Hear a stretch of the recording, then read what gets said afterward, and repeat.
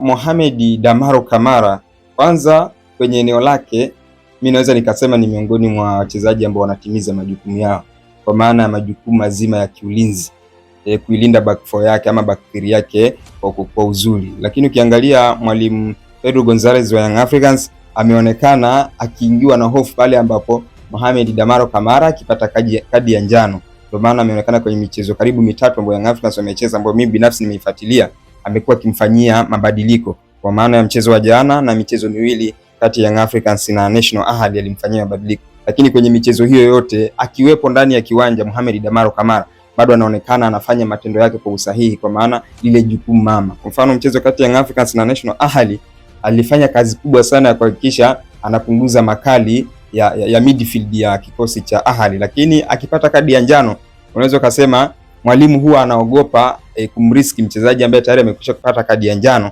then anamtoa kwa kuogopa kwamba anaweza akapata kadi nyekundu. Mimi huwa sitazami hiyo kama ni suluhisho la kumtengeneza mchezaji ili aendelee kupatia kile kilicho bora.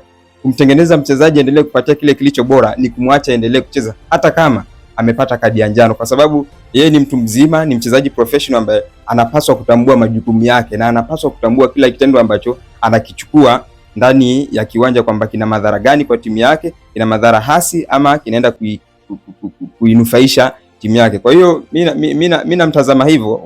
Unaweza tu nikatoa mifano iliyo wazi, kwa maana mtu kama Yusuf Kagoma ameonekana kwenye michezo ya kimataifa, anaweza akapata kadi ya njano mapema alafu akamaliza mchezo, lakini kuna mchezo mwingine anaweza akapata kadi ya njano mapema alafu baadaye akapata kadi nyekundu, kwa maana anajua kipi ambacho anakifanya, anafanya kwa manufaa ya nani? Kwa manufaa ya timu. Kwa hiyo kumpa nafasi mchezaji kujirekebisha, ni bora ukamwacha endelee kucheza kwa kadi yake ile ya njano, kwa sababu kama ataikosti timu kwenye mchezo unaokuja, inawezekana asifanye yale makosa, ama kuna vitu ambavyo wewe kama mwalimu unaweza ukamwambia mchezaji akavirekebisha ili kupunguza yale makosa. Kwa maana kama mchezaji anafanya sana makosa, tafsiri yake ni nini? Tafsiri yake ni kwamba anachelewa sana kwenye matukio mengi ndani ya kiwanja. Hiyo inaweza ikawa haisababishwi na yeye, ile ikawa inasababishwa pia na watu ambao anacheza nao, kwa maana inawezekana hawatimizi sana majukumu yake, then wanamsababishia yeye awe na mzigo mkubwa upande. Kwa hiyo mimi kwa Damaro Kamara, suluhisho sio kumtoa pale ambapo